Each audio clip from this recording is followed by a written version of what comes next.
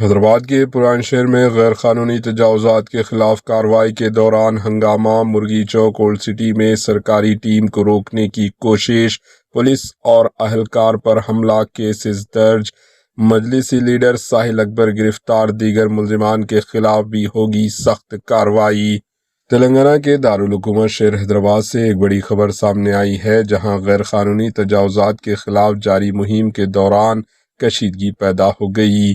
یہ واقعہ old city میر چوک کے علاقے میں اس وقت پیش آیا جب greater Hyderabad municipal corporation GHMC کے عہدیداران لاڑ بازار سے پرانا پل تک غیر قانونی تجاوزات کو ہٹانے کی کارروائی انجام دے رہے تھے۔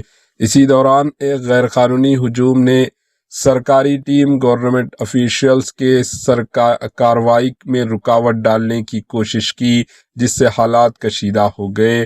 بتایا جا رہا ہے کہ اس ہنگامے کے دوران ڈیوٹی پر موجود ایک پولیس کانسٹیبل پر حملہ بھی کیا گیا، جو سرکاری عملہ کی حفاظت کر رہا تھا۔ پولیس نے اس واقعے کو سنجیدگی سے لیتے ہوئے حسینی عالم پولیس اسٹیشن میں کیس درج کیا ہے۔ یہ مقدمہ BNS کے مختلف دفعات کے تحت درج کیا گیا ہے۔ ملزمان میں AIMIM کے لیڈر ساحل اکبر، غوث سابقہ کارپوریٹر اور مجلس کے MLC رحمت بیگ کے نام شامل ہے۔ پولیس نے ساحل اکبر کو گرفتار کر کے عدالت میں پیش کیا، جہاں سے انہیں جوڈیشل ریمانڈ پر بھیج دیا گیا ہے۔ دیگر ملزمان کے خلاف بھی قانونی کارروائی جاری ہے اور پولیس کا کہنا ہے کہ قانون کو ہاتھ میں لینے والوں کے خلاف سخت ایکشن لیا جائے گا۔